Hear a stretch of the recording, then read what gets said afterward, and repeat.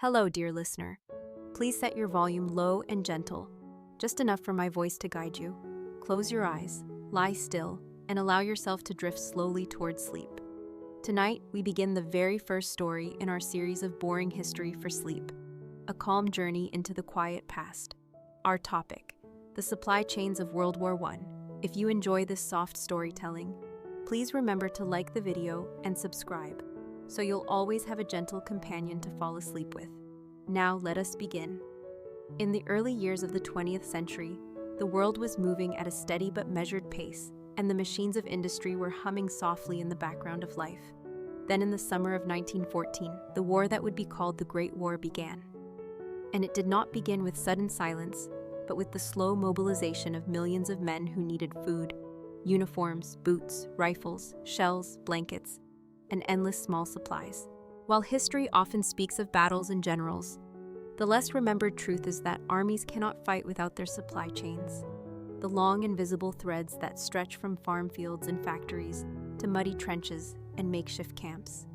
In the context of World War I, supply chains were not glamorous, but they were essential, and they unfolded with the predictability of a timetable, almost mechanical, almost monotonous, yet deeply important.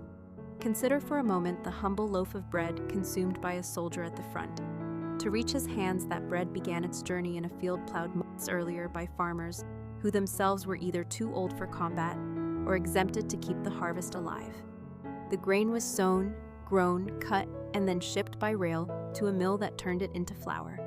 That flour was then packed into sacks, transported again by train, loaded into wagons, brought to military bakeries, and finally baked into bread loaves.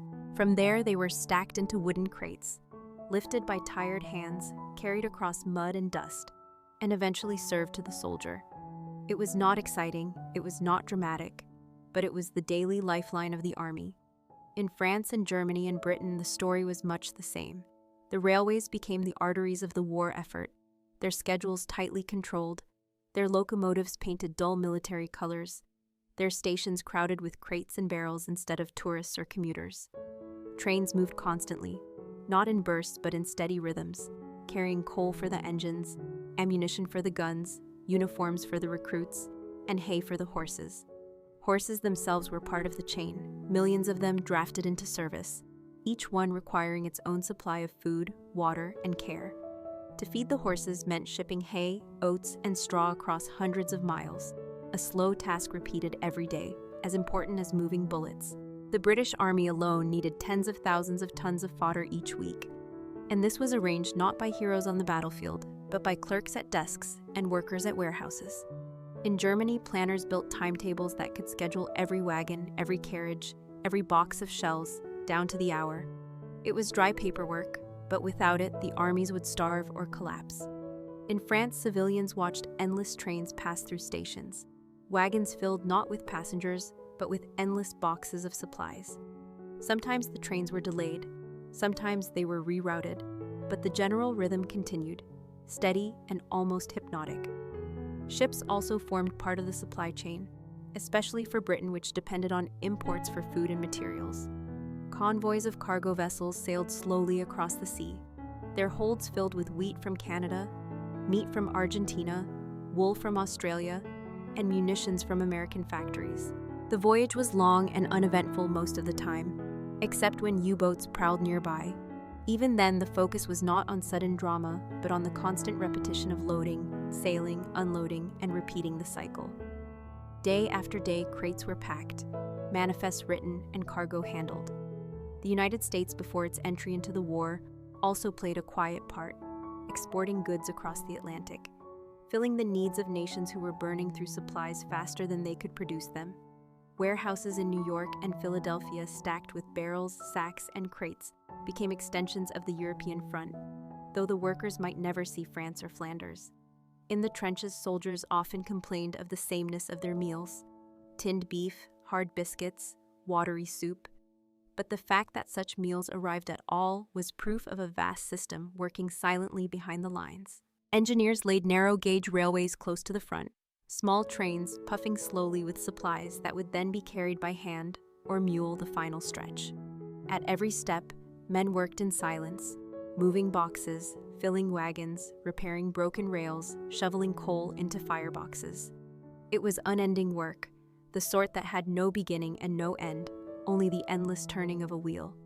To understand the supply chains of World War I is to see a world of patience, repetition, and logistics. It is not about charge or retreat, but about waiting for the next shipment, counting crates, ticking boxes, and ensuring that nothing stopped the flow. For in war, the rifles may roar and the shells may explode, but beneath it all, the true rhythm is the slow, steady heartbeat of supply. When we look deeper into the machinery of war supply, during the First World War, we find not sudden invention, but gradual expansion of ordinary systems. Warehouses became silent cities of wood and iron, stacked high with crates and barrels. Inside them, clerks worked through endless papers, recording each shipment with steady handwriting, their pens scratching quietly across ledgers. There were no speeches or victories here, only the repetition of counting, stamping, filing, and checking. Every sack of flour, every box of ammunition, every coil of wire was documented and placed in its proper location before being sent forward again. The workers were not soldiers, but their duty was as binding as any uniform. At ports, long lines of cargo waited to be loaded, cranes swinging slowly as they lifted heavy bundles into the holds of ships. The sea voyage was rarely fast, the waves dictating the rhythm, and the convoys plodded across the water with the patience of oxen. Even when guarded by warships, the journey was about endurance, not drama. And each arrival in a European harbor meant another cycle of unloading, stacking, and transporting. On the continent, roads were filled with wagons drawn by horses or motor lorries that had to be fueled and repaired constantly. The lorries broke down often on the uneven surfaces, and spare parts themselves became a category of supply that required their own chain of production and delivery. Mechanics worked in the background, tightening bolts, replacing tires, and filling tanks with petrol. Without them, the wheels would simply stop turning. In the rail yards, locomotives hissed and steamed day and night, moving not in bursts of glory, but in endless timetables. Each train had a schedule, each wagon a purpose, and clerks monitored the flow to ensure that every hour of every day another line of supplies moved closer to the front. The soldiers in the trenches rarely saw the entire system, but they felt its effect in the arrival of parcels from home, the delivery of dry socks, or the issue of new helmets. These small comforts arrived only because somewhere far away, a line of workers lifted crates, sealed boxes, and filled wagons without pause. The French armies relied heavily on their internal rail system, which was stretched to capacity but still managed to carry both men and materials in a steady flow. German planners were equally strict with their use of timetables, arranging precise schedules that allowed thousands of trains to cross the countryside without collision. Even neutral countries became part of the network, their goods quietly sold and transported under agreements that rarely reached the newspapers. In Britain, the Royal Army Service Corps oversaw the distribution of food and equipment. Their men were called service troops, but their daily tasks were mostly about routine, loading bread, issuing tea, recording rations. It was not dramatic, but it was unbroken, for every soldier depended on them. Coal was another silent necessity. Every train, every ship, every factory required mountains of it, and so mining regions worked without pause, extracting tons upon tons of black rock, loading it into wagons, and shipping it to wherever engines needed feeding. The miners might never see the front, but their hands powered the entire chain. To keep the guns firing demanded not only shells, but brass casings, powder, and fuses, each one produced in factories by workers who repeated the same motion thousands of times a day. Rows of women in Britain and Germany filled shells with explosives, their faces yellowed by chemical dust, their hours long, their breaks short. The shells they produced were stacked, crated, and sent away on trains, never to be seen again by those who made them. The monotony of the process was striking, a rhythm of industry that matched the rhythm of war. Even animals had their own supply systems. Veterinary stations were established to treat horses and mules, which were vital for pulling wagons across terrain too rough for vehicles. To feed the animals meant another layer of logistics, shipping fodder across seas and lands. At the same time, uniforms had to be manufactured in millions, boots stitched and soles nailed, leather cut and fitted, cloth dyed and tailored. Each item then passed through warehouses before being handed to new recruits. The system was vast, mechanical, and endlessly repetitive. To understand it is to see a war that was not only fought with rifles, but maintained with ledgers, invoices, and railway schedules. Each day blurred into the next, with the same tasks repeated: load, transport, unload, record. It was not the history of generals and battles, but the quiet history of supply, the steady heartbeat that kept armies alive in mud and cold. Without it, the war would have ended not with treaties, but with starvation and collapse. Yet because it functioned slowly and steadily, the war dragged on for years. As the war stretched into its second year, the supply chains grew even more complicated, and yet they moved with the same slow rhythm of repetition and routine. The armies consumed materials at a pace that seemed endless, and behind every soldier at the front there were dozens of workers, ensuring that the flow of food, fuel, clothing, and ammunition never stopped. In Britain, huge depots were established inland, with warehouses so vast they resembled small towns of their own, each section dedicated to a single category of supplies. One warehouse stored boots, another stored medical equipment, another held rows of rifles, while yet another was filled with boxes of tinned meat stacked high in neat columns. Clerks walked the aisles with clipboards, ticking off lists, and the work was never complete because every day more trains arrived to be unloaded and more lorries waited to be filled. In France, the network of narrow-gauge railways near the front was expanded, tiny locomotives puffing slowly through mud and rain, pulling wagons of rations or timber or barbed wire. Soldiers sometimes called these little trains lifesavers, not because they were glamorous, but because they ensured that food reached the trenches and that engineers had the materials needed to shore up dugouts. The same could be said of Germany, where planners relied heavily on meticulous organization.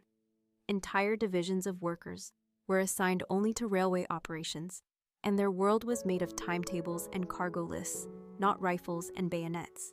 To the soldiers in the line, this invisible machinery appeared only in the form of parcels arriving on time. But the truth was that each parcel represented countless hours of unnoticed labor. Across Europe, factories roared day and night, their machines turning out uniforms, artillery shells, medical bandages, and telegraph wire. Women entered the workforce in greater numbers, filling roles once held by men now sent to fight, and they stood at assembly lines for hours performing the same small task repeatedly. One woman might sew the heel of a boot, another might cut the cloth for tunics, another might attach a fuse to a shell. Each action alone was simple, but multiplied by millions, it became the backbone of war. The seas too carried their weight in the supply chain. Convoys of merchant ships continued to sail with the patience of routine, each voyage a mirror of the one before, loading cargo, crossing the waves, unloading at port. The soldiers who depended on these supplies might never think about the sailors guiding the vessels, but without their steady passage, there would have been no bread, no wool, no ammunition. In harbors, cranes moved steadily, ropes creaked. Dock workers heaved crates from ships to lorries, their work unending and often unnoticed. Even the post became part of the supply chain. Millions of letters moved back and forth between home and front, each one requiring transport, sorting, and delivery. A soldier receiving a letter in a trench might not realize that behind it were entire networks of postal workers, ensuring that the paper traveled hundreds of miles across sea and land. These letters carried no bullets or bread, but they carried morale, and morale was itself a supply. To keep an army fighting required more than steel and food. It required the reassurance of words from home, and so the postal service became a silent partner in the supply chain. Coal trains continued to rattle across Europe, their wagons filled to the brim, smoke trailing into the gray sky, mines dug deeper, shafts echoed with picks and shovels, and above ground, endless piles of black fuel were shoveled again and again into wagons.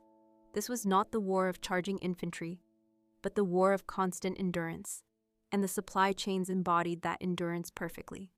They had no climax, no single decisive moment, only the ceaseless routine of repetition. Soldiers might remember battles, but the supply officers remembered schedules, and it was their schedules that kept the armies alive. By 1915 and 1916, the war had settled into stalemate, trenches stretching for miles, and in such a static situation, supply became even more critical. With little movement on the battlefield, it was logistics that determined whether an army could hold its ground. And so, day after day, supplies flowed forward in a steady current. like a river that never ceased, its waters carrying not excitement but necessity, its banks lined with clerks, porters, sailors, miners, and factory workers, whose lives were given to the monotonous but essential labor of keeping the front alive. By the middle years of the Great War, the supply systems had grown into vast structures that seemed almost alive, moving with their own steady rhythm and refusing to pause, even when the front lines themselves were quiet. Entire divisions of soldiers were assigned not to fight, but to carry, load, unload, and organize, their days spent in the routine of moving crates from one point to another. A man might spend months never firing a rifle, his war consisting entirely of lifting sacks of flour or stacking boxes of artillery shells. Yet without his labor, the armies would have collapsed. The trenches demanded endless quantities of timber for shoring walls and building dugouts, and so forests were felled, the logs cut into beams, transported by train, and then carried by hand to the lines. Each log represented a chain of effort stretching back from the silent woods to the sawmills, to the railway stations, to the wagons, and finally into the hands of soldiers. Medical supplies followed a similar pattern, from factories producing antiseptics and bandages, to warehouses that sorted them into cases, then by train to field hospitals where orderlies unpacked them carefully. Morphine, chloroform, and surgical instruments moved quietly across borders and battlefields, their journey unnoticed until a wounded soldier required them. Even water had to be supplied in organized fashion, pumps and filtration units brought forward, barrels filled, and carts dispatched to the trenches. Soldiers might dip a cup into a water canteen without thought, yet behind it stood miles of effort and coordination. Fuel for the growing fleets of trucks and tanks became a constant challenge, as petroleum had to be refined, stored in drums, and moved by convoys of lorries across roads that were often little more than rutted mud.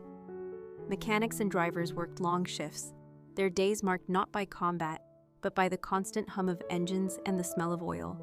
Telegraph wires, too, were part of the supply system, reels of cable transported forward so that communication lines could be laid across the fields. Each reel was heavy, each one required men to carry it, unspool it, and connect it. And when the line was cut by shell fire, another reel had to be brought forward to replace it. The system was not dramatic, but it was relentless. In Britain, the Ministry of Munitions coordinated factories, ensuring that production never faltered. Posters urged civilians to conserve food and coal, linking the home front to the supply lines of the trenches. Housewives saved scraps, children collected metal, and farmers plowed harder, all to feed the invisible chain. In Germany, rationing grew severe, yet the military still received priority, meaning that while civilians tightened belts, the armies continued to receive bread and bullets. Ships continued their slow crossings, convoys plowing through gray seas, and in ports, the endless cycle of loading and unloading never stopped. Soldiers at the front joked about the sameness of their rations, but in truth, the monotony was a sign that the supply lines were working as intended, bringing the same items again and again without fail. Every biscuit, every tin, every blanket arrived only because someone somewhere lifted it, recorded it, transported it, and delivered it. The war was filled with noise and violence at the front, yet behind it was a quieter war of patience and endurance, carried on by millions whose names were never written in the newspapers. Their contribution was measured not in medals, but in the unbroken arrival of supplies, the steady heartbeat that allowed the armies to keep breathing. The supply chains of World War I were not heroic stories told in parades, but they were the hidden scaffolding of the entire conflict, invisible yet unshakable, stretching across nations and oceans, binding together farms, factories, mines, ports, and battlefields in one long, monotonous but essential flow. As the years of war dragged on, the supply chains became not only the hidden strength of armies, but also their greatest strain. For every rifle fired meant another cartridge that had to be produced, packed, and delivered. And every blanket issued meant another bale of wool that had to be spun, dyed, and sewn into shape. The scale was vast, yet the rhythm was slow and predictable, like the ticking of a clock that never stopped. In depots far from the front, thousands of workers moved through their tasks without drama, unpacking shipments, counting rations, and stacking crates onto wooden pallets. Their world was one of lists and tallies, where every box was recorded and every wagon scheduled. The soldiers who lived in mud and cold rarely thought about these warehouses, but their lives depended on them more than on any strategy. Consider the humble barbed wire so common along the trenches. It was not produced by accident. It required steel drawn into wire, spools packed into crates, trains loaded with those crates, and wagons to carry them forward.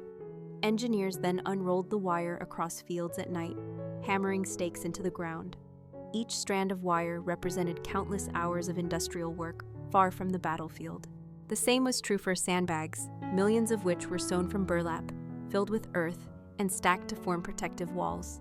Behind every sandbag was the work of farmers growing jute, mills weaving fabric, factories stitching bags, and transport lines carrying them forward. It was endless, repetitive, and strangely quiet in its persistence. Horses continued to consume enormous resources, requiring constant shipments of fodder. Entire convoys of wagons were filled not with weapons but with oats and hay, the diet of animals that pulled guns and ambulances. Veterinary services treated sick and wounded horses with as much attention as wounded men, and their medicines too formed part of the chain, shipped in small glass bottles wrapped in straw, moved from one depot to another until they reached the front. Coal remained the beating heart of the system, fueling locomotives, factories, and ships.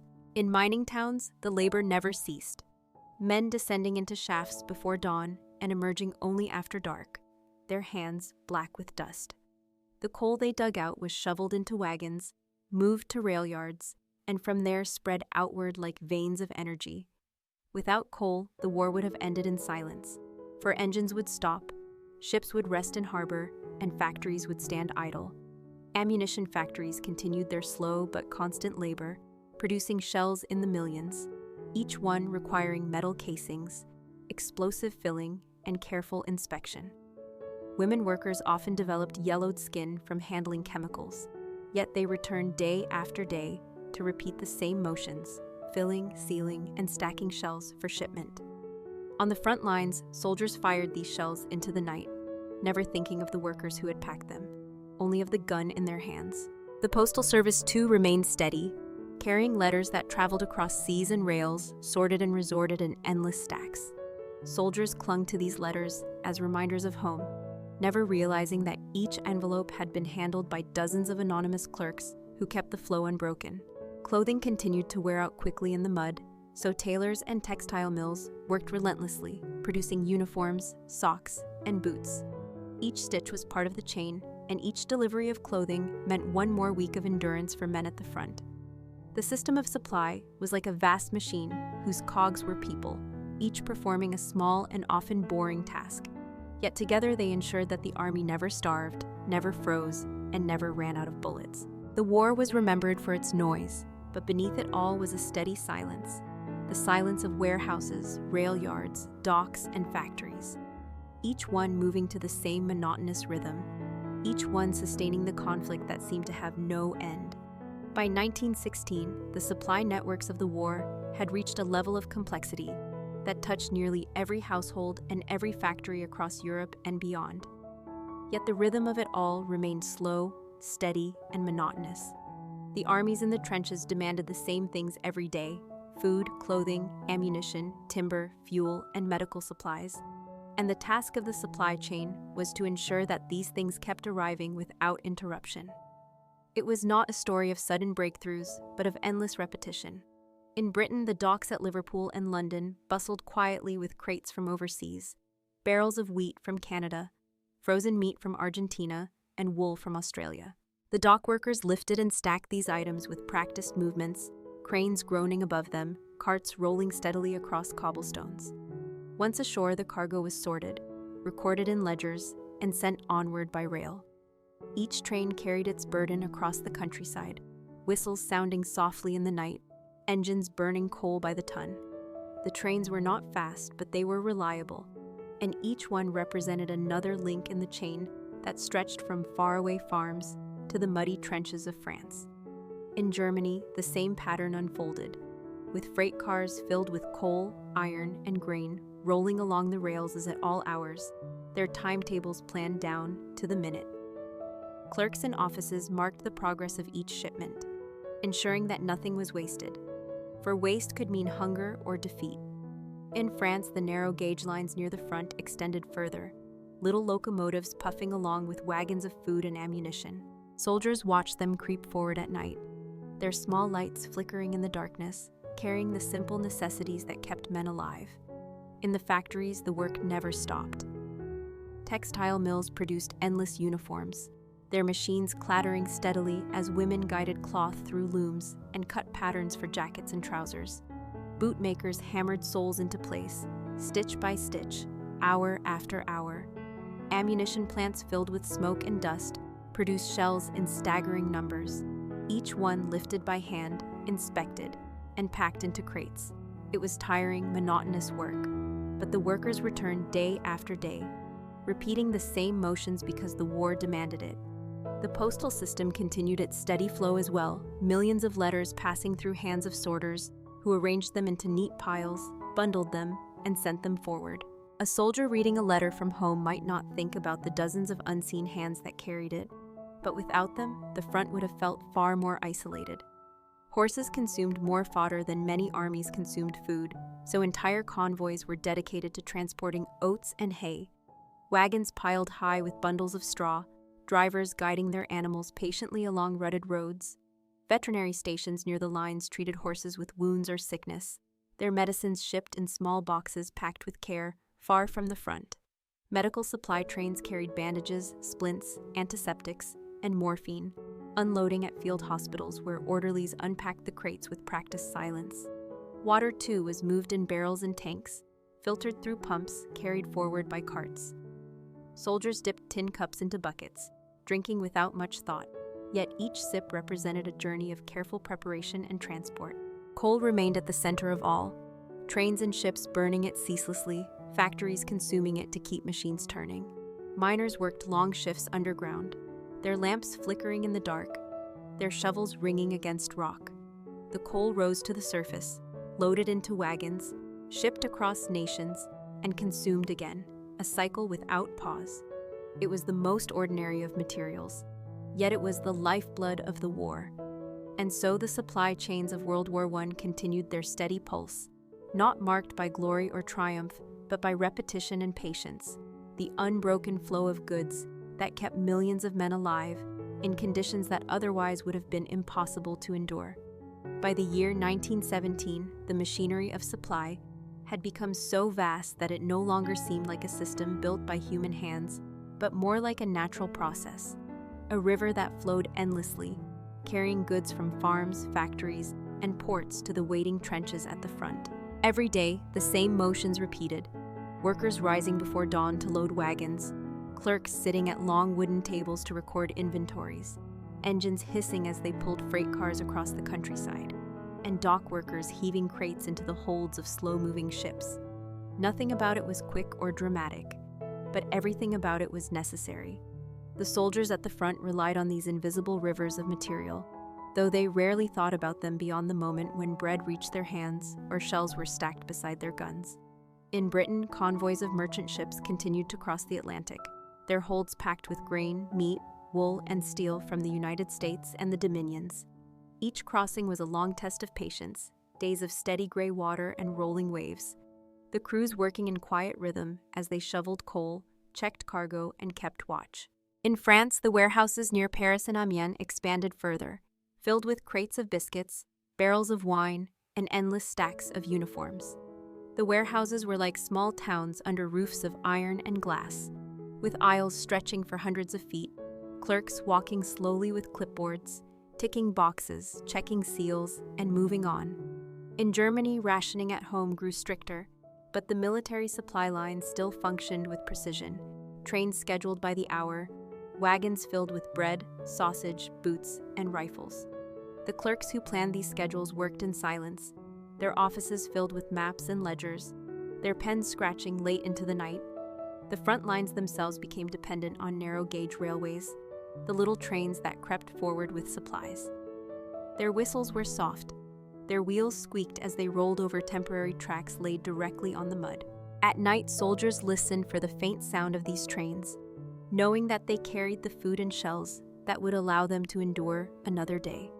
The factories behind the lines never rested. Women in munitions plants filled shells with explosives, their hands steady, their motions repeated thousands of times a day. Textile mills continued to produce cloth, boots, and coats, the machines pounding in steady rhythm. Tailors cut fabric, seamstresses stitched, inspectors folded, and packers bossed. It was an assembly line of monotony, yet each step was vital, for every uniform delivered meant one more soldier properly clothed. Horses remained central to the chain, their fodder shipped in endless quantities, their shoes forged in blacksmith shops, their harnesses stitched in leather workshops. Veterinary hospitals treated them with quiet care, bandaging legs, cleaning wounds, feeding them carefully before sending them back to duty. Medical supplies for men moved in similar fashion, bandages and antiseptics shipped in boxes, morphine vials cushioned in straw, surgical tools wrapped in cloth. They arrived at field hospitals as where orderlies unpacked them with routine precision, ready for the next influx of wounded. Coal trains thundered on with their familiar rhythm, miners digging deeper, wagons carrying black fuel across rails, engines consuming it without pause. It was coal that kept the chain alive, coal that powered the ships, the trains, the factories, the bakeries, the hospitals, and the offices. Without it, the entire system would have gone dark. Letters continued to move as steadily as supplies, bundles sorted in post offices, carried across seas and rails, delivered to trenches where soldiers unfolded them with trembling hands. These letters did not carry food or ammunition, but they carried morale, and in war morale was as important as bread. And so by 1917, the supply chains of World War I had become the hidden skeleton of the conflict, supporting it quietly, endlessly, without fanfare, only through the unbroken repetition of tasks performed day after day by millions of unseen hands. By the closing months of 1917, the supply chains of the war had taken on a scale that seemed almost endless, stretching across oceans, across borders, across entire societies. And yet their daily rhythm remained one of patient repetition rather than sudden drama. In Britain, convoys of merchant ships continued their steady voyages across the Atlantic, their holds filled with grain from Canada, machinery from the United States, wool from Australia, and meat from New Zealand. Each ship plodded forward through gray seas at a measured pace, its crew tending engines, stoking coal, and maintaining cargo with a quiet diligence that rarely changed from day to day. On arrival at port, the cranes swung into motion once more, lifting sacks, barrels, and crates. The dock workers guiding them with practiced signals, the carts waiting below to roll them into warehouses. Inside those warehouses, clerks continued their endless work of tallying, recording, and stamping documents, their pens moving steadily across ledgers, their eyes scanning the same columns of numbers as the weeks blurred into months. In France, depots near the front grew more crowded, their sheds stacked high with boxes of biscuits, wine, canned meat, and uniforms. Narrow-gauge railways carried these supplies closer to the trenches, their small locomotives puffing along at night with dim lamps, the soldiers listening for their approach as a sign that bread and shells would soon be replenished. The German system remained precise, with timetables drawn carefully and offices filled with maps and schedules, every wagon assigned to a specific cargo, every train dispatched according to plan. The work was not glorious, but it was exact, and it allowed their armies to endure despite shortages at home. Coal continued to power everything, from locomotives to factories to ships. Miners descended into shafts day after day, filling wagons with black fuel, sending it upward to be shoveled again into waiting engines. The smoke of coal drifted over cities, rail yards, and ports, the constant reminder that without this one material, the entire system would collapse into silence. Factories carried on with their monotonous labor, producing uniforms, boots, helmets, rifles, and shells. Women filled shells with explosives, their hands stained by chemicals, their motions repeated endlessly. Textile mills hummed without pause, their looms producing cloth, their workers cutting, sewing, and folding in the same rhythm. Bootmakers hammered soles, blacksmiths forged horseshoes, carpenters cut timber for trench supports, and each product was packed into boxes, stacked, and shipped forward. Horses themselves remained vital, consuming vast amounts of fodder that had to be shipped constantly. Wagons filled with hay and oats traveled the same roads day after day. Veterinary hospitals treated injuries. Farriers replaced shoes, and the cycle never ceased. Medical supplies followed the same repetitive path: bandages packed in crates, morphine sealed in vials, surgical tools wrapped in cloth, shipped carefully to field hospitals. Orderlies unpacked them without ceremony, stacking them neatly on shelves, ready for the next wave of wounded. Postal services continued to deliver letters, bundles sorted into piles, carried by trains and ships, delivered to trenches where soldiers unfolded them quietly. These letters offered no material sustenance, yet they kept morale alive, which in itself was part of the supply chain. By this stage of the war, the entire system resembled a great machine with millions of human cogs, each performing a small task that seemed dull on its own but essential when combined. A soldier's meal of bread, a fresh pair of socks, a box of rifle cartridges, a blanket against the cold. Each of these simple items was the endpoint of a journey that began in a distant farm, a faraway mine, or a quiet factory floor. The battles may have drawn the attention of history, but the war itself was sustained by this ceaseless movement of supplies, the monotonous flow that never stopped, even as the seasons turned and years dragged on. By the beginning of 1918, the supply chains of the war had become so deeply embedded in daily life that they seemed almost natural, like the changing of the seasons or the rising of the sun. And yet they were the result of careful organization and countless hours of quiet labor. The armies at the front required the same things they had always required: bread, meat, ammunition, uniforms, fuel, and timber. And these things continued to flow forward along rails, roads, and sea lanes with a rhythm that was steady rather than spectacular. In Britain, the docks remained crowded with incoming convoys, ships creaking as cranes lifted cargo from their holds, dock workers guiding the steady stream of barrels, sacks, and crates onto carts that rolled toward warehouses. Clerks in those warehouses recorded each item without pause, their ledgers filling with lines of figures, their pens scratching quietly in dim light. In France, the depots near the front grew even larger, their sheds filled with supplies stacked so high they seemed like small mountains of wood and cloth and metal. Narrow gauge railways wound their way forward, little locomotives puffing through mud and rain, their wagons loaded with boxes of biscuits, stacks of shells, and rolls of barbed wire. The German system maintained its reliance on precise timetables, freight cars rolling across the countryside in measured intervals, coal-fired engines pulling them steadily forward, while clerks monitored schedules with careful attention. Coal itself remained the foundation of the entire system, miners laboring underground in shifts, their lamps flickering in tunnels, their picks striking stone with repetitive rhythm. The coal was shoveled into wagons, lifted to the surface, and carried to rail yards where it was loaded into trains bound for factories, ships, and depots. Without coal, the chain would stop, and so its flow never ceased. In factories across Europe, the machines continued their monotonous work.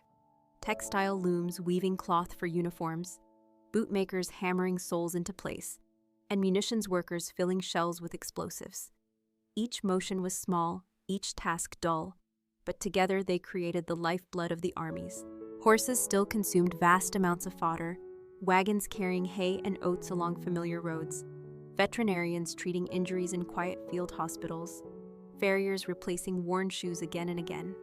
Medical supplies followed their own silent journeys, bandages packed in crates, morphine vials cushioned in straw, surgical tools wrapped in cloth, all shipped forward to hospitals near the lines.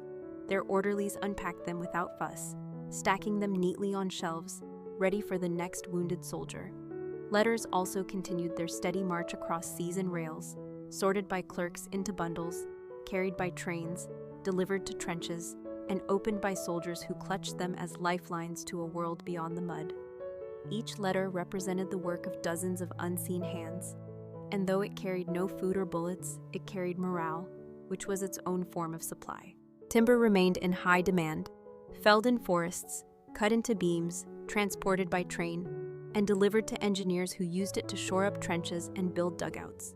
Every beam represented a chain of labor stretching from forest to sawmill to railway to battlefield. And so by 1918, the supply system was vast and intricate, but its essence remained the same: endless repetition, quiet endurance, and the steady flow of goods from rear to front. It was not glorious, It was not sudden, but it was constant, and it allowed the war to continue, even as exhaustion set in across nations. Soldiers might remember battles and bombardments, but the true engine of the war was this monotonous chain of supply, a silent current that sustained millions of men day after day until the final months of the conflict. By the autumn of 1918, the supply chains that had sustained the war for more than 4 years reached their final and perhaps most significant stage, not because they suddenly changed, but because their steady endurance carried the armies through to the end. The fronts were still crowded with soldiers who needed food, clothing, weapons, and fuel, and the same quiet machinery continued to deliver these necessities with a rhythm as familiar as breathing. Ships still crossed the Atlantic, their holds filled with grain, meat, coal, and machinery, their crews moving through routines they could perform half asleep, tending engines, securing cargo, and keeping the convoy in line. At ports, cranes swung once more, dock workers heaving crates from ship to cart, the carts rolling toward warehouses where clerks bent over ledgers, pens scratching numbers into neat columns. The trains still ran as they had since the beginning, locomotives hissing and puffing, freight cars filled with bread, shells, uniforms, and timber, each train following a timetable that seemed eternal, its progress measured not in victories, but in steady miles of rail-covered hour after hour. Narrow-gauge railways still carried supplies into the mud of the front, their small engines creeping forward with wagons of rations and barbed wire, their lights dim, their whistles soft, their importance immeasurable. In factories, the machines continued to hum, producing uniforms, boots, helmets, shells, and rifles. The workers repeating the same tasks as they had every day for years, stitching, hammering, filling, folding, and boxing. Coal still lay at the center of it all, miners descending into shafts, shoveling black rock into wagons, sending it to the surface, and from there to rail yards and ships, the fuel consumed as quickly as it was produced. Horses still pulled wagons along rutted roads, consuming fodder that arrived in its own steady convoys, veterinarians treating their wounds, farriers replacing their shoes, drivers guiding them along the same muddy tracks day after day. Medical supplies were still shipped in crates, bandages folded neatly, morphine vials cushioned in straw, surgical tools wrapped in cloth, all unpacked by orderlies at field hospitals who stacked them quietly on shelves. Letters continued to flow as well, bundles sorted by clerks, carried across sea and land, delivered to trenches where soldiers unfolded them with hands that trembled from cold and fatigue, reading words from home that offered comfort more precious than food. Timber still arrived in beams, engineers still carried them to trenches, still built dugouts and supports, still repeated the motions that had been repeated thousands of times before. And so the war ended, not with a sudden stop in supply, but with the same steady flow that had defined it all along. When the armistice came in November, it was marked by silence on the battlefield. But behind that silence lay the echo of years of quiet labor, the endless movement of crates, the steady ticking of timetables, the repetitive strokes of pens across ledgers. The supply chains of World War I were not remembered in parades or monuments, but they were the skeleton of the conflict, the invisible structure that kept millions of men fed, clothed, armed, and alive through winters and summers, through mud and snow, through bombardments and long stretches of waiting. They were not glorious, they were not dramatic, but they were constant, and in their constancy lay their power. To think of the war is to think of battles, but to understand the war is to understand that behind every battle was a loaf of bread, a box of shells, a crate of boots, a bale of hay, a pile of coal, a letter from home, each of them the product of an immense chain of labor that never stopped until the war itself stopped. In the end, the supply chains did not win medals or fame, but without them, there would have been no armies left to fight. And so their quiet endurance was the true foundation upon which the entire war rested. That is the end of our previous story. Before we move on, may I gently ask you to give this video a like and subscribe to the channel. Your support helps us continue sharing these calm journeys into the past. And now, let us drift onward to the next story in our series of Boring History for Sleep. Tonight, we arrive at the Watchtowers along Hadrian's Wall. In the early 2nd century of our era, the Roman Empire stretched across a vast territory, but in the far north of Britain, the boundary of Rome met the windswept hills of a land that resisted conquest. It was here, under the order of Emperor Hadrian, that a great wall was constructed, stone by stone, mile after mile, crossing the landscape like a long, silent scar. Along this wall, at measured intervals, rose small watchtowers, built not for glory, but for observation, for patience, and for the simple routine of watching.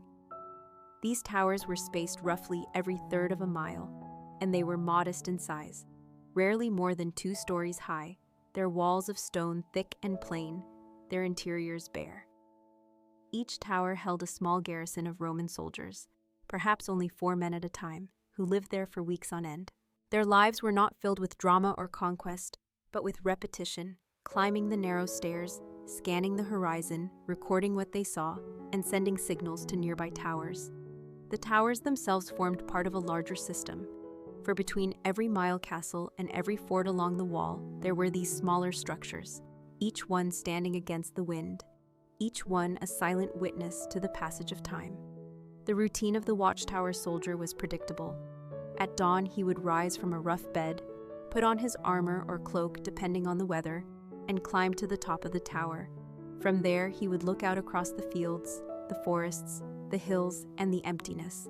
Sometimes he would see nothing, only sheep grazing or smoke from distant huts, but still he would watch, because watching was his duty. At midday he might descend, share a small meal of bread and cheese with his comrades, perhaps heat a pot of porridge over a small fire, and then resume his place above. The day passed not with events but with hours, slow and steady, each one the same as the one before. At night the duty continued, for fires might be seen in the distance, and signals had to be relayed along the wall. The towers were equipped with simple means of communication, flags by day, torches by night, so that a message could pass from one end of the wall to the other in a surprisingly short time. Yet most nights, no signals were needed, and the soldiers simply stood or sat, listening to the wind whistle across the stone, waiting for the hours to pass. Inside the tower, life was plain. The walls were bare, the floor hard, the furnishings minimal. A few wooden stools, a table, a chest for equipment, perhaps a small altar to the household gods.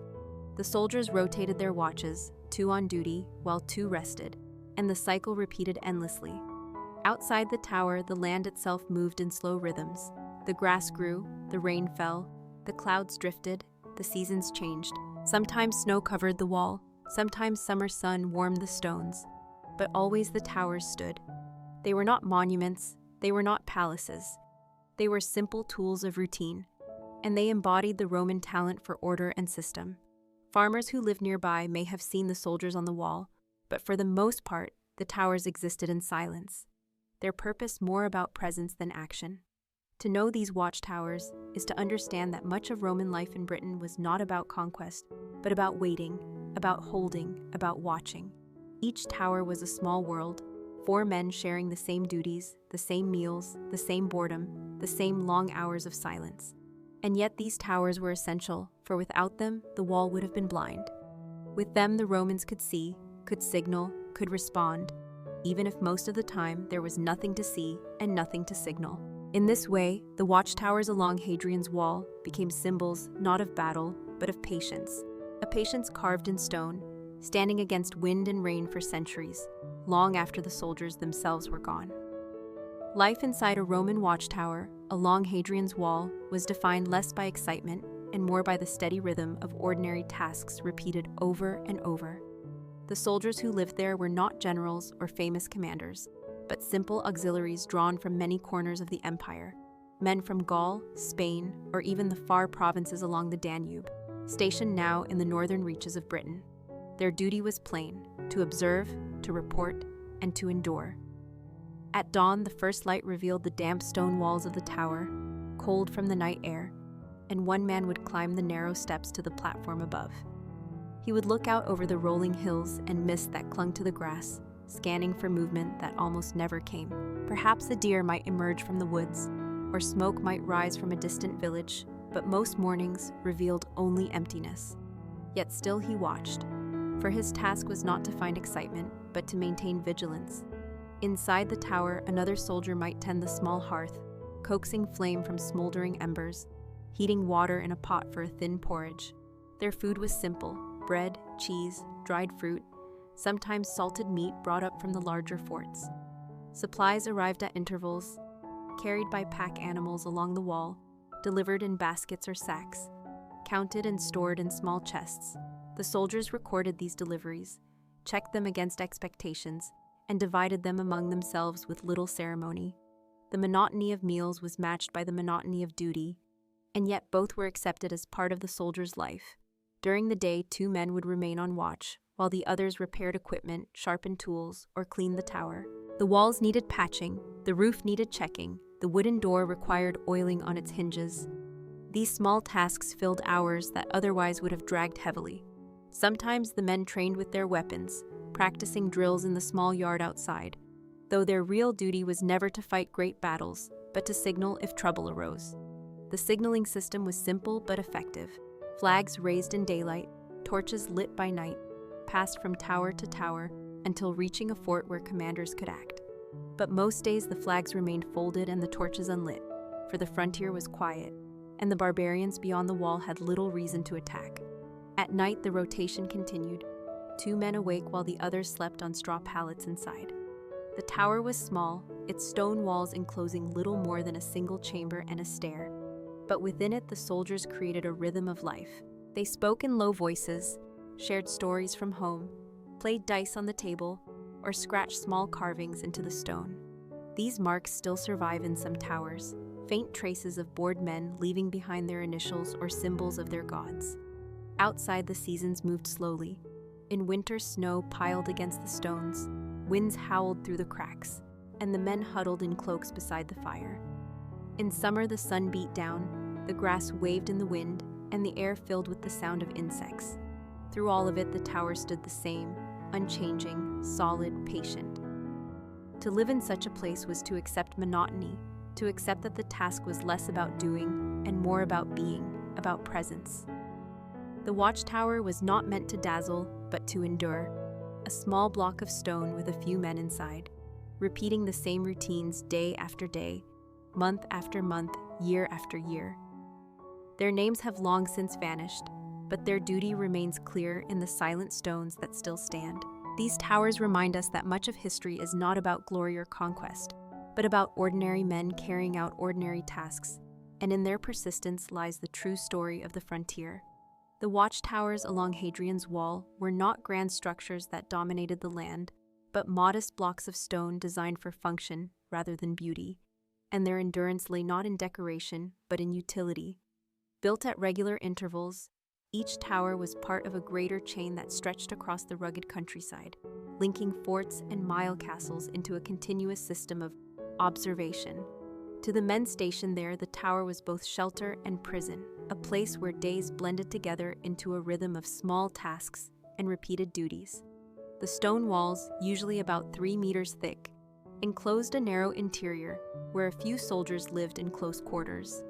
Their bedding was simple, straw on wooden frames. Their clothing practical, cloaks to keep away the damp, boots to endure the mud. In one corner stood a hearth, the small fire that provided warmth and cooked their meager meals.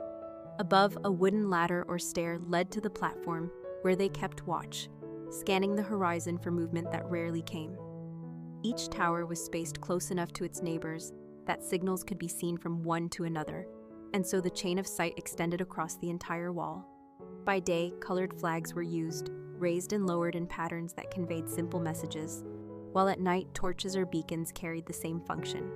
The system was crude compared to later methods of communication, but it was effective enough for its purpose, which was not to carry long reports, but to alert larger garrisons of potential activity. In truth, most days passed without the need for any signals at all, and the soldiers lived in a silence broken only by the wind and the crackle of their fire. Their food arrived by pack animals from the mile castles or forts: bread, cheese, salted meat, sometimes beans or lentils. Water was stored in barrels, rain collected from the roof, or drawn from nearby streams. The soldiers took turns cooking, cleaning, and maintaining their equipment. Weapons were inspected, though seldom used, armor polished, though rarely needed. Training drills broke the monotony on occasion, but the drills themselves were repetitive, marching back and forth on the same stretch of ground. When not on duty, the men might play dice, carve small inscriptions into the stone, or tell stories of faraway homes. Many of them were auxiliaries, recruited from distant provinces, unfamiliar with the cold rain of northern Britain, longing for warmer skies. Yet duty bound them to the tower, and so they remained, enduring. Outside, the landscape changed with the seasons, but the routine did not. In spring, the hills grew green, lambs bleated in the distance, and wildflowers dotted the fields, yet the soldiers still climbed the stairs and scanned the horizon. In summer, the long days stretched endlessly, the sun lingering late, the air buzzing with insects, and still the torches were lit at night in case a signal was required. In autumn, the fields turned brown, smoke curled from farmsteads, and rain swept across the wall, yet still the men kept their watch. In winter, snow covered the stones, winds howled, and ice formed on the water barrels, but the duty remained unchanged. The towers stood as symbols of patience, their very purpose being endurance, to be present whether or not anything happened, to remind those who might approach that Rome was watching. And so the story of these watchtowers is not one of battles or sudden events, but of long stretches of waiting, of quiet observation, of men who passed their days in repetition. Their names forgotten, but their role carved into the stones that still rise against the northern sky. To imagine a day in a Roman watchtower along Hadrian's wall is to imagine a life defined not by action but by routine. A cycle of duties that repeated so often that the hours blurred into one another.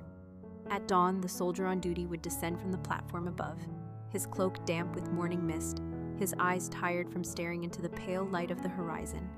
Another soldier would climb the narrow stair, take his place, and begin the same task of watching.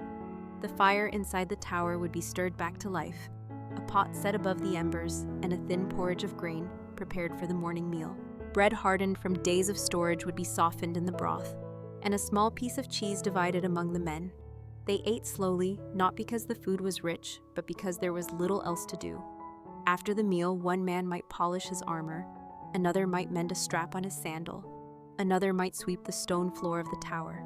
These chores were not glamorous, but they were necessary, and they filled the long stretches of time between watches. Outside the tower, the wind blew steadily across the grasslands, carrying the distant cries of birds. Sometimes local farmers passed within sight, guiding sheep or cattle, and the soldiers would note their presence though rarely interact. The purpose of the tower was not to engage, but to observe, to remind the countryside that Rome's gaze was constant. At midday, the soldiers shared another meal, perhaps beans or lentils boiled with scraps of meat, perhaps only bread and dried fruit. They drank watered wine, or plain water, stored carefully in barrels. Supplies arrived at intervals from the nearest mile castle or fort, delivered by mules along the rough track that paralleled the wall. These supply runs were predictable, and the soldiers counted on them as part of the rhythm of their lives. In the afternoon, the duty of watch resumed, one man above scanning the land, the others below performing small tasks, sharpening weapons, oiling hinges, repairing the wooden shutters of the tower.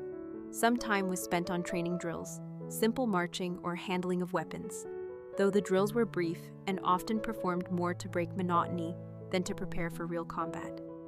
In truth, the soldiers stationed at the towers rarely fought battles, their role being one of presence and observation. As evening fell, the fire was stoked again, the light within the tower casting flickering shadows on the stone walls. A torch might be raised outside, not as a signal, but simply as a marker of the tower's presence. The watch continued into the night, 2 men awake, 2 men resting, their voices low, their movements slow. Dice games were sometimes played, stories sometimes told, but most of the time the hours passed in silence, broken only by the sound of wind and the occasional cry of an owl. Winter nights were long and bitter, the soldiers wrapping themselves in cloaks, the fire their only comfort. Summer nights were shorter but filled with insects and the restless sounds of the countryside. Yet through all these variations, the tower remained the same, its purpose unchanging, its duty relentless. The men rotated shifts, the days turned into weeks, and the weeks into months. Over time, the soldiers came to know every stone of the tower, every crack in the wall, every creak of the wooden stair. They carved marks into the stone, initials, symbols, or small prayers, perhaps to leave a trace of themselves in a place that otherwise erased identity. Their names are gone, but the stones remain. And the story of their watch is written not in grand events, but in the quiet repetition of their duties. The watchtowers along Hadrian's wall were monuments not to conquest, but to endurance, and in their silence they still speak of the patience that held the frontier for Rome. By the middle of the 2nd century, the network of watchtowers along Hadrian's wall had settled into a rhythm as predictable as the changing seasons, each small structure standing in its place like a stone marker of patience and routine. The soldiers stationed there came and went as rotations shifted, but the duties remained the same, simple and repetitive. At dawn, the morning air was cold and damp, mist rising from the valleys, and a soldier would climb the steps to take his post on the platform above. He would rest his elbows on the parapet, cloak pulled tight around his shoulders, and gaze into the distance, his eyes scanning for movement that almost never appeared. Below, his companions stirred the embers of the fire, preparing a pot of porridge with grain supplied from the larger fort. Bread, often hard from storage, was broken into pieces and softened in the broth. Meals were not feasts but necessities, eaten slowly, sometimes in silence, sometimes with quiet conversation about families far away. After breakfast came the chores, weapons to clean, sandals to repair, the floor to sweep, the shutters to oil. These tasks took time, but time was plentiful, and so they were performed with care. In the afternoon, supplies might arrive, carried on the backs of mules along the path that ran beside the wall. Barrels of water, sacks of grain, bundles of firewood, all delivered to the tower and stored in its small chambers. The arrival of supplies was a welcome interruption, a sign that the tower was not forgotten, and the soldiers greeted the carriers with brief exchanges before returning to their duties. The signaling system remained central to their role. Flags during daylight and torches at night were kept ready, and the men practiced raising and lowering them, though in truth the need for signals was rare. Still, the very presence of the towers ensured that the frontier was watched, and that in itself was the message Rome intended to send. As the sun set, the land grew quiet, and the fire within the tower glowed brighter against the encroaching dark. Night watches were taken in turns, 2 men above keeping alert, 2 men resting below. The sounds of the countryside filled the silence, owls calling from the woods, the rustle of small animals in the grass, the steady whistle of wind across the stones. The men wrapped themselves in cloaks, shifted their weight from foot to foot, and counted the hours until dawn. Over months and years, this routine became life itself. The seasons passed, winter snow covering the stones, summer heat baking the walls, autumn rains soaking the ground, but the duty remained unchanged. The towers endured storms, frost, and endless days of nothing happening at all, yet the soldiers continued to watch, for that was their charge. They carved their initials into the stone, scratched small drawings, or left offerings to the gods in quiet corners, small acts of humanity in a life otherwise defined by monotony. The towers themselves, plain and functional, stood as reminders that empire was maintained not only by battles and governors, but by patience and vigilance. To serve in a watchtower was not to win glory, but to embody endurance. And though their names are long forgotten, the stones still carry their story. Hadrian's wall may have been a barrier of stone, but its strength came from the men who stood in these towers, repeating the same tasks day after day, ensuring that Rome's presence was constant even in the farthest reaches of the empire. The watchtowers along Hadrian's wall stood like quiet markers of discipline, each one built with stone hauled and cut by Roman engineers, each one small yet purposeful, their presence stretching across the northern frontier in a steady chain. To imagine them in the years after their construction is to imagine a life of stillness punctuated only by routine, for the towers were not meant to dazzle or inspire, but to endure and to watch. Inside a typical tower, 4 soldiers shared their lives, their tasks divided into shifts so that 2 remained on duty while 2 rested. The watch never ceased, for Rome demanded constant vigilance, and so the rotation became as natural as breathing. At dawn, the soldier on duty might gaze over a misty landscape, the fields damp, the sheep moving slowly in the distance, the line of the wall stretching away into the horizon. He would mark nothing unusual, yet still he watched, for his duty was not to find but to be ready. Below, his comrades stirred the fire to life, placing a pot above the embers, heating water for porridge or steeping herbs in the steam. Their meals were plain, bread hard from storage, cheese, dried fruit, sometimes salted pork, but they were taken with care, divided evenly, and eaten as a group. Afterward, one man might repair straps on his sandals, while another polished a spearhead or oiled the wooden door against damp. These tasks filled the hours, giving shape to days that otherwise blurred into sameness. Midday brought little change, perhaps a supply run arriving from a nearby mile castle, mules carrying sacks of grain, barrels of water, or bundles of firewood. The soldiers greeted the delivery, checked the contents, and stored them carefully. Supplies were lifelines, reminders that though isolated, they were still part of a larger system. When the sun hung low, the duty above continued, flags ready for use if a signal was required, though most days passed without need. The torches for night signaling were checked as well, trimmed and placed near the platform, their flames capable of passing a message quickly from tower to tower. As evening settled, the fire inside the tower grew brighter, its glow flickering against the stone walls, casting long shadows across the small chamber. 2 soldiers climbed to take their places above, cloaks wrapped tightly against the chill, their eyes straining to see in the darkness. The other 2 stretched out on straw pallets below, drifting into uneasy sleep as the wind whistled through the cracks. Night was long, filled with silence, broken only by the cry of an owl or the sound of branches stirring in the breeze. The soldiers whispered at times, playing dice quietly or sharing stories from faraway homes. But mostly the hours passed in waiting. Seasons rolled by in steady cycles. Winter blanketed the wall in snow, forcing the men to huddle close to the fire. Spring brought green fields and lambs grazing near the horizon. Summer stretched with long days of sunlight, insects humming endlessly, while autumn covered the hills in mist and rain.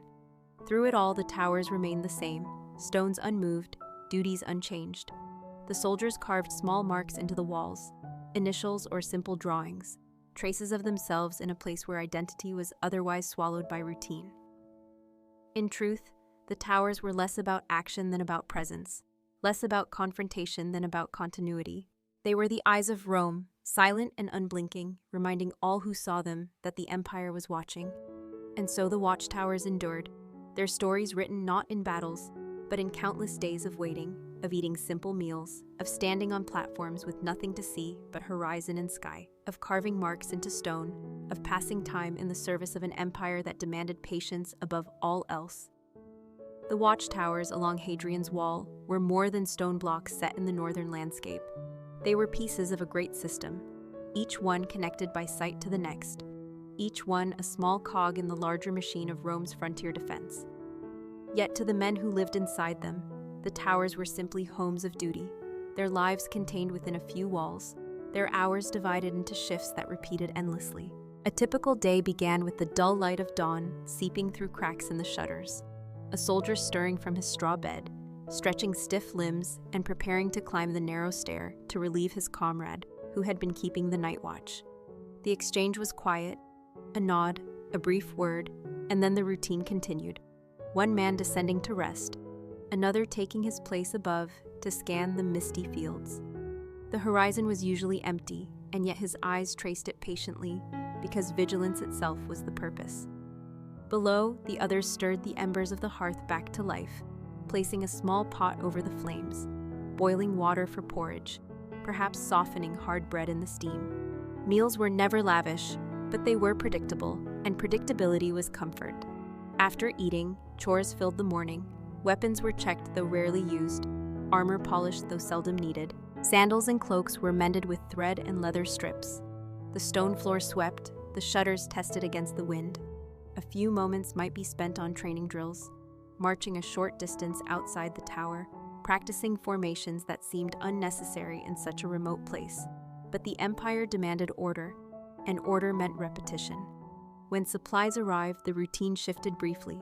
Mules approached along the wall path, their handlers leading them with slow steps, the soldiers greeting them, unloading sacks of grain, barrels of water, or bundles of firewood. These deliveries broke the monotony and reminded the garrison that they were part of something larger, connected to forts and mile castles, linked by the invisible web of supply. The afternoon passed much like the morning, with one man above watching, others below maintaining tools, cooking, or simply passing time. Dice games were played on the table, marks scratched into the stone, prayers whispered to small household gods tucked into corners of the room. As evening fell, the torches were checked, their wicks trimmed, ready for signaling should it be needed. Usually no signals were required, but readiness itself was the point. The fire within the tower grew brighter as darkness deepened, its glow casting flickering light across the bare walls. 2 men climbed to keep the night watch, cloaks wrapped tightly, their eyes scanning the dark hills for any flicker of light or movement.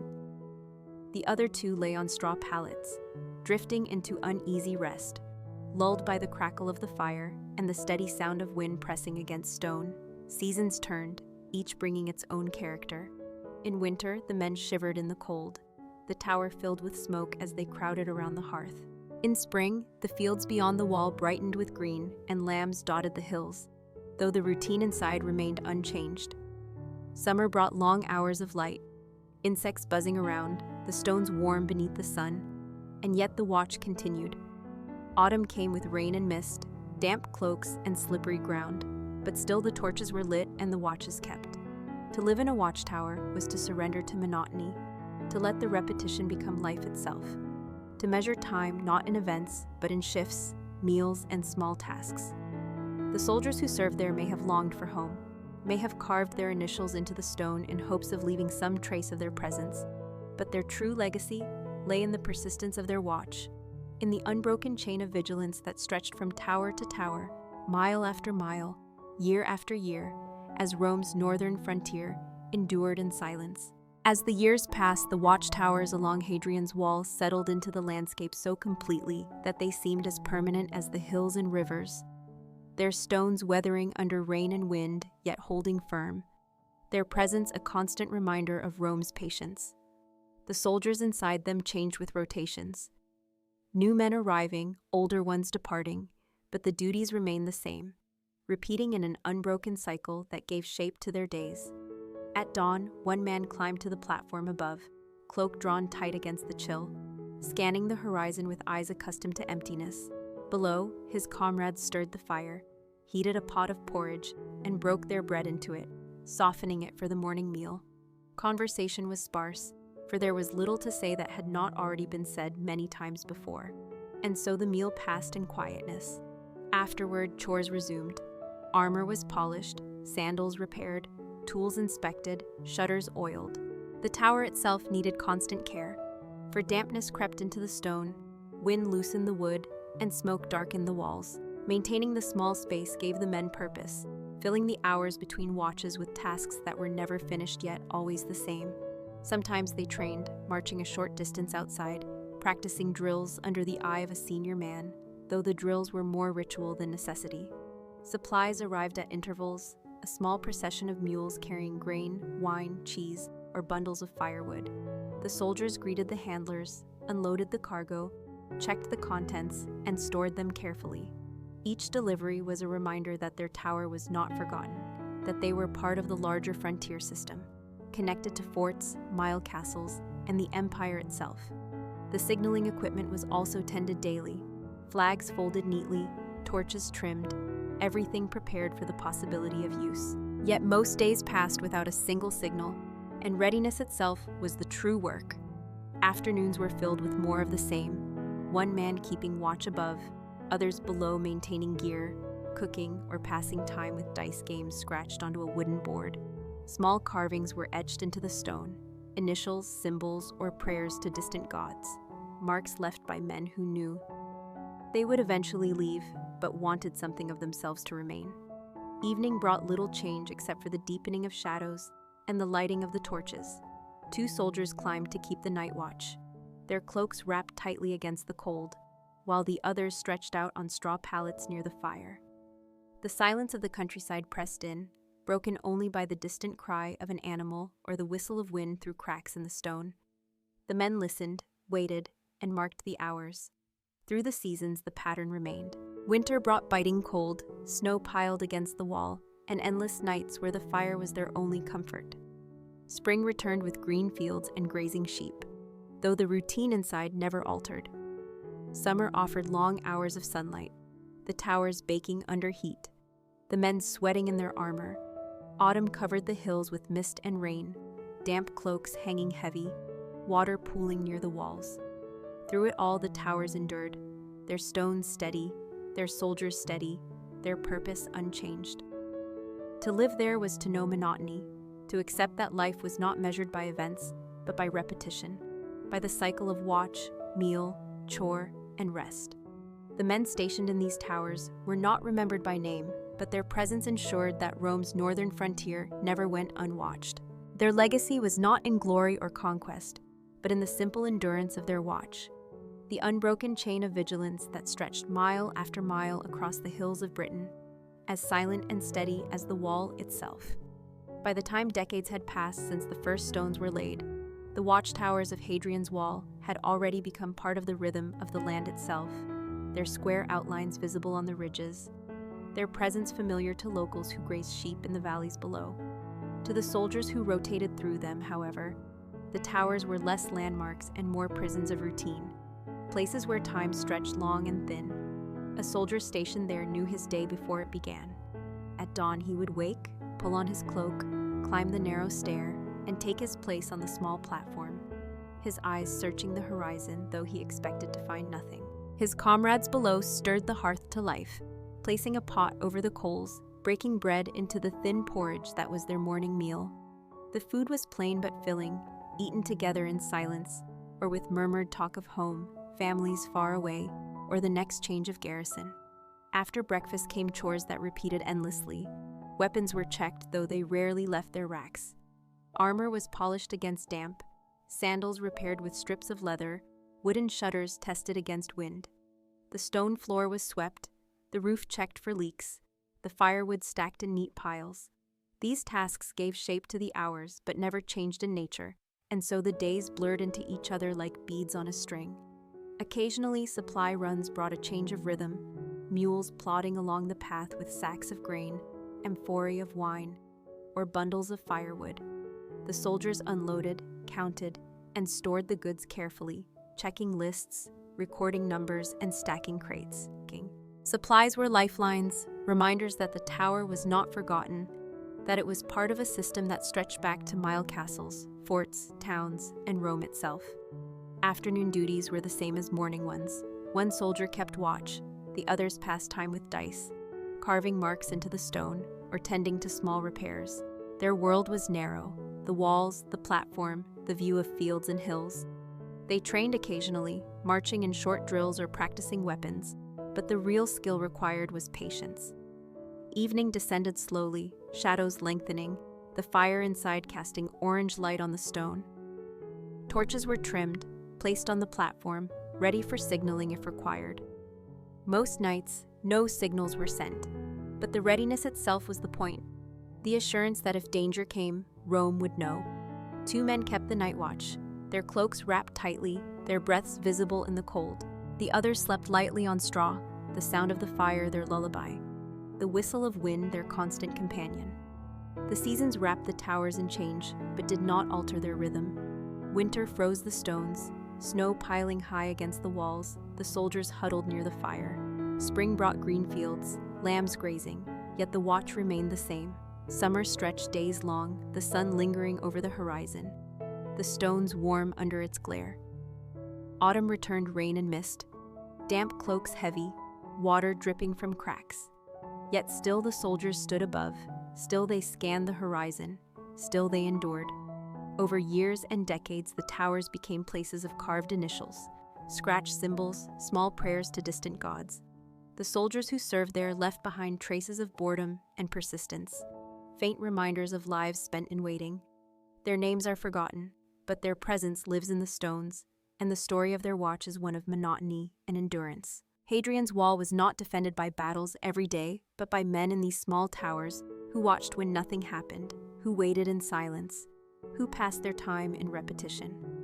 Their legacy is patience, a patience set in stone, unbroken mile after mile, decade after decade, as the empire watched its northern frontier with steady eyes.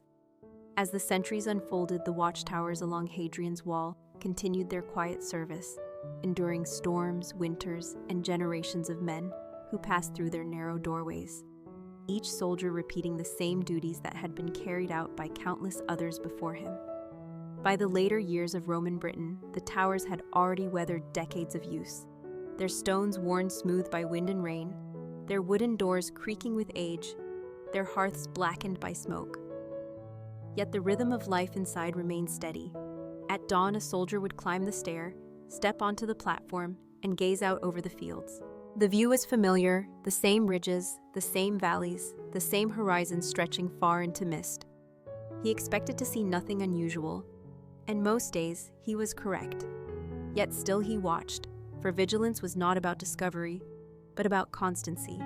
Below, the others stirred to life, the fire coaxed back from embers, the same pot set over flames, the same bread and porridge eaten in silence or in murmured talk of homes long distant. Afterward came the same chores, the polishing of metal, the mending of straps, the sweeping of floors, the patching of leaks. The tower required care, and the men gave it not because they hoped for reward, but because it was the way to fill the endless hours. Supplies still arrived at intervals, brought by handlers guiding mules along the path of the wall. Barrels of water, sacks of grain, amphorae of wine, bundles of wood, each checked, recorded, and stored. The routine of unloading and stacking was familiar, a task done many times before, yet each delivery tied the tower back into the larger world of forts, towns, and the empire itself.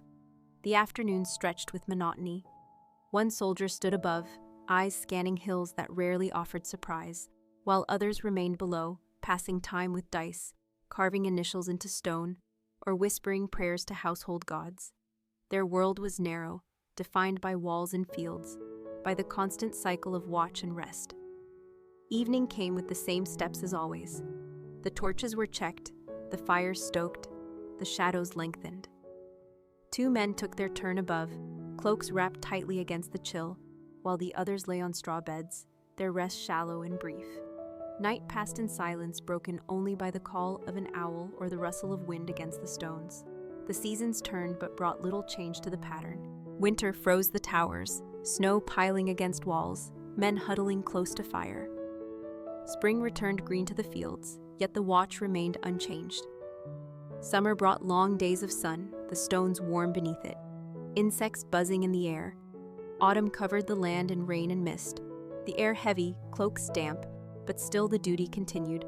Over time, soldiers carved their names into walls, left small offerings, scratched prayers or symbols of gods they hoped were watching. These faint marks, some still visible centuries later, became the only trace of lives otherwise forgotten. The towers themselves endured longer than the men, standing patiently through decades until the empire's hold weakened and the legions withdrew. Even then, the stones remained, silent witnesses to centuries of watching, their purpose long gone, but their presence still firm. To think of these watchtowers is to think not of battle, but of endurance, not of victory, but of patience. They were built to remind the world that Rome was watching, and though the men inside them are gone, the stones still carry that message. In their silence lies the memory of countless days of repetition, of simple meals, of torches lit against the dark, of endless hours of scanning horizons where nothing happened. Their story is not dramatic, but it is steady, and in its steadiness lies its truth. The watchtowers along Hadrian's wall were monuments not to glory, but to persistence. And in their endurance we find the quiet rhythm of an empire that held its frontier not with constant war, but with constant vigilance. Before we end tonight's journey, here's a gentle reminder. Try not to go to bed on a full stomach. Give yourself time to rest without screens, and let your mind loosen from the stress of the day. Sleep comes easier when we treat it kindly. Thank you for spending this quiet time with me. I wish you peaceful dreams, and may tomorrow greet you with calm and strength. Until we meet again here at Sleep Whisper.